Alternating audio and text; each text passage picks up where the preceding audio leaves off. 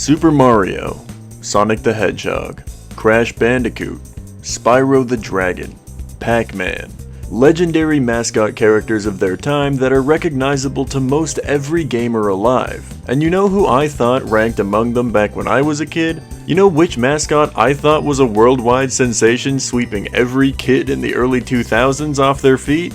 Rayman. To me, Rayman was the coolest character design I'd ever seen in a 3D platforming game. No arms, no legs, just hands, feet, funky hair, expressive eyes, and one big-ass nose. Yet somehow, as I grew up and talked to more and more people whose interests were founded in gaming, I found all too often that many people either didn't know who Rayman was, or knew who he was but had never played his games. Now, this assumption that not enough people know who Rayman is completely based on my own experiences, but even today, I just find that nobody ever talks about his games, and I think that needs to change. So today, let's look at one of the best 3D platformers I've ever played on the N64, Rayman 2: The Great Escape. First things first, we are tasked with escaping this pirate ship that's holding more and more creatures of this land captive, and with a quick busting up of this grate and a little slide down out of the ship, we've done it! Roll credits, everyone, get out of your seats, the Great Escape went off without a hitch! Now we just need to rescue the land and all of its creatures from the pirates as well. Probably could have called this game The Great Rescue rather than The Great Escape, but what do I know? In the opening level to this game, we're introduced to our running, jumping, hovering, climbing, shooting, ledge grabbing, and eventually grappling mechanics, and honestly, this is all you have throughout pretty much the entire game. There aren't really any abilities to grab along the way aside from the ability to charge your throwing shot for a little extra damage. I guess there is this one level where your hover is replaced with a full flight ability, but you kinda just lose that right after this one level, so it's not really a big player here. What's magical about this game though is that with these relatively simple controls, every single level feels different to the last one that you played through. We've got platforming levels, sliding levels, jet ski challenge levels, puzzle levels, flight levels, boss gauntlet levels, and much more. I was very impressed with all the things they continued to introduce in this game as I played through it without ever actually granting me a new permanent platforming ability. It just stayed fresh, it stayed fun, and it stayed interesting through my entire playthrough. And let me tell you one thing, this entire playthrough was a long one. You may have noticed that this video took a while to come out since the last time I uploaded to this channel, and that's because this game is so long. I was sincerely impressed and caught off guard by how much this game had to offer. We have a ton of levels to make our way through, plenty of gameplay styles to get accustomed to like I mentioned before, and all of it just oozes stylish design and cartoonish silliness. Even the voice acting is intentionally funny in this game. They could have just recorded these lines of dialogue as they are, but instead they recorded new sound files every time of gibberish for every instance that these characters speak to each other.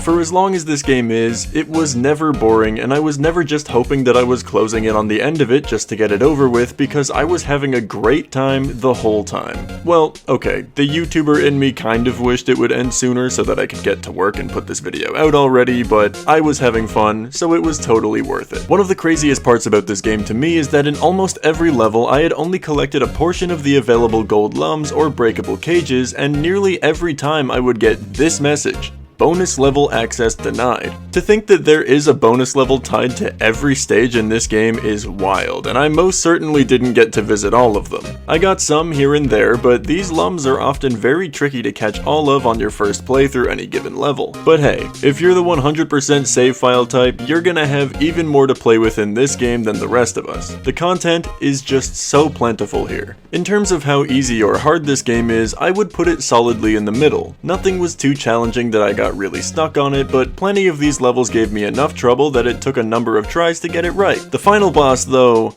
this guy's actually really tough. The first bit isn't so bad, you just gotta hit this dude's bombs back at him and dodge his other attacks. Sometimes he will dodge these bombs, but if you hit them just right, you can get this over with pretty quick. But the second part of this fight? Yeah, the second part is a completely different story. Here, we're placed on a flying rocket, much like a couple of the flying levels we've seen previous to this one, and all we have to do to control it is steer left, right, up, and down. We can also hold Z while pushing left or right to adjust the axis of our rocket, which can help in steering in certain situations quite a lot, but the main thing is, we have no attacking options. So how do we beat this big robot then? I'm glad you asked. We are tasked with picking up these little light orbs from the end of one of these two tunnels where it appears in order for us to shoot 5 shots before having to pick it up again and reload. So we use 2 shots, one for each hand of the robot, to plunge him into the lava, wait for him to get back up, do it again, and then we only have 1 shot left and we're gonna have to re-up our supply. This is already tough enough because simply flying into these tunnels and turning around without hitting anything can be really tight, but after you've dunked this guy into the lava a few times, he starts shooting these balls of light at you, and while they're pretty easy to just dodge, these are homing shots that have seemingly no expiry time and they can't be led into walls or pillars or anything as far as I was able to tell. So here we are, flying with these little orbs that we can't get rid of right behind us, and they move faster than we do. The best way I found to stay ahead of them is to bob and weave a bunch to make some distance between us, but that becomes really difficult when you need to go back into these tunnels to get more light shots to fire at the boss. All of this on top of the fact that this guy needs to be dunked like 12 times or something before the fight will actually end, making it a really hard and engaging final fight, and I actually really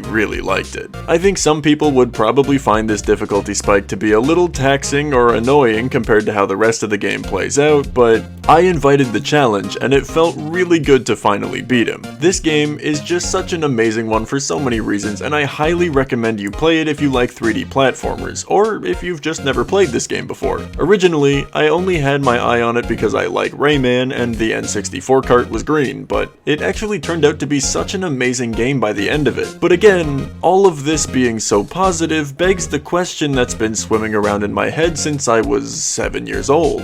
Why is Rayman not seated as one of the most iconic early 2000s mascots in the same way that these other guys are? Maybe his games were a little lesser known than that of Crash or Spyro. Maybe people didn't jive with the character's design like I did when I was younger. Or maybe, just maybe, a bunch of people have the same opinion I do when it comes to Rayman's most recent titles. And that opinion is that I think he should have stayed a 3D platforming guy. These 2D platforming games are a lot of fun to play through, don't get me wrong, but it doesn't give the same feeling of whimsical exploration because it's just a side-scrolling level-by-level game like we've seen a million times over. Yeah, the flow of the movement is really fun to work with, and playing as different Rayman characters is pretty cool and all, but it's just not what I look for when I think about playing a Rayman game, and it's the reason why I almost never play his games despite how cool I think the character is. Well, that and the fact that Ubisoft has been slowly letting these rabid characters take over his spot in the series, which I still think is such a weird choice. Like, why wasn't Rayman ever playable as a part in the Mario and Rabbids games, for example? The Rabbids started coming out alongside Rayman, and now it kind of feels like they're putting him in their shadow. Any one of these things might be what's behind Rayman's lack of cultural staying power, but for me, his older games, especially the 3D ones, and the character design itself will always have a special place in my heart. If you like this video and you'd like to see more as I expand my retro game collection, please consider liking the video or subscribing to my channel. I'm doing a bunch of stuff like this all the time, and I have plenty more where this came from, so stick around. As for now, that's my time. My name's Myloe, and I'm out.